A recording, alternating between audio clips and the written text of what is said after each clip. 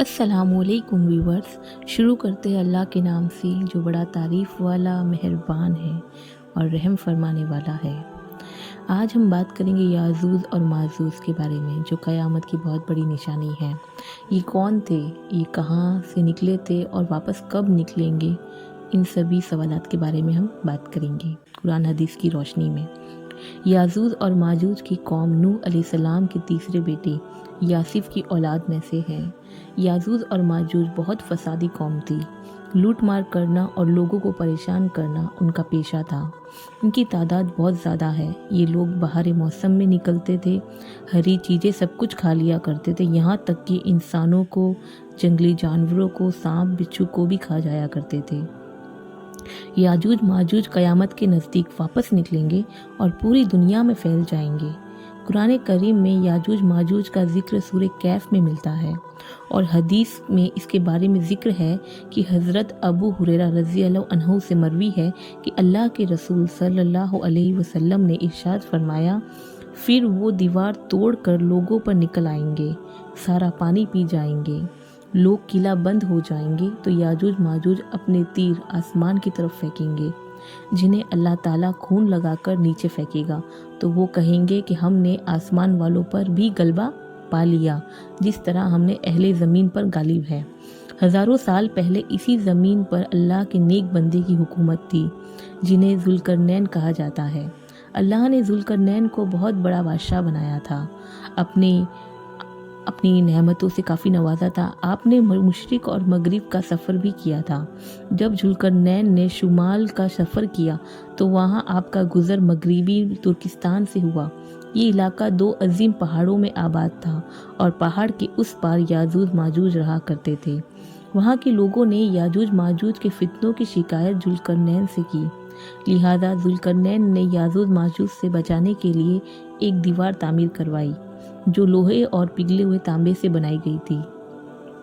तामीर पूरी होने के बाद में आपने अल्लाह का शुक्र अदा किया और लोगों से कहा कि ये दीवार वक्ती तौर पर हिफाजत करेगी, हर चीज़ को फना होके रहना है, लिहाजा ये दीवार भी एक दिन टूट जाएगी और याजूज माजूज निकलकर तमाम ज़मीन पर फैल जाएंगे। जब दीवार के टूटने के बाद वो निकलेंगे तो इतनी तादाद में होंगे कि समुंदर का सारा पानी पी जाएंगे, लोगों पर कत्ल व गारत और जुल्म व सितम करेंगे, यहाँ तक कि सब कुछ तहस नहस करके मुल्क शाम की तरफ जाएंगे और वहाँ ज़मीन वालों को ख़त्म कर दिया जाएगा। इस फितने में हज़रत ईसा अलैहिस्सलाम और उनके साथी पर बहुत तंगी इस कदर होगी कि एक गाय का सिर 100 अशरफियों के बराबर होगा। फिर हज़रत ईसा अलैहिस्सलाम अल्लाह से उनके लिए बद्दुआ करेंगे। अल्लाह ताला उनकी जो बद्दुआएं है वो कबूल फरमाएंगे और एक ऐसा कीड़ा उनकी गर्दनों पर मुसल्लत करेंगे कि कुछ ही देर में सब के सब हलाक हो जाएंगे। पूरी ज़मीन लाशों में भर जाएगी, एक बालिश ज़मीन भी ना बचेगी। उन लाशों में से इस तरह बुरी तरह से बदबू आने लगेगी तो जो बर्दाश्त के काबिल ना होगी। इस पर ईसा अलैहिस्सलाम फिर से अल्लाह ताला की बारगाह में दुआ करेंगे और फिर अल्लाह ताला एक लंबी गर्दन वाला जानवर भेजेंगे जो तमाम लाशों को उठाकर लेके जाएगा और फिर अल्लाह ताला अपनी रहमत की बारिश बरसाएंगे, जिससे सारी ज़मीन याजूज माजूज के खून और बदबू से पाक साफ हो जाएगी और चारों तरफ हरियाली फैल जाएगी।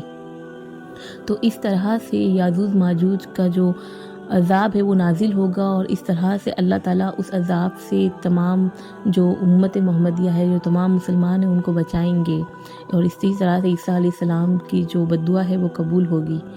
तो मेरी आप सबसे ये एक रिक्वेस्ट है कि जितने भी आप वीडियोस देखते हैं यूट्यूब पे, आप हर बात पर यकीन ना करें, क्योंकि हर बात सच्ची नहीं होती है। आप खुद कुरान हदीस की रोशनी से हर बात को मालूम कीजिए और फिर आप उस पर अमल कीजिए, उस बात पर यकीन कीजिए, क्योंकि कुरान की सबसे बड़ी निशानी में, क़यामत की निशानी में ये भी है कि क़यामत के नज़दीक बहुत सारी अफवाहें होगी और जिस पर लोग यकीन करेंगे। तो हर किसी की सुनी सुनाई बातों पे यकीन ना करें, आप खुद तस्दीक कर लिया करें कुरान हदीस की रोशनी से कि क्या जो बात हमने सुनी है वो सही है या नहीं है, और फिर ही आप उसी बात को आगे तक पहुंचाया कीजिए।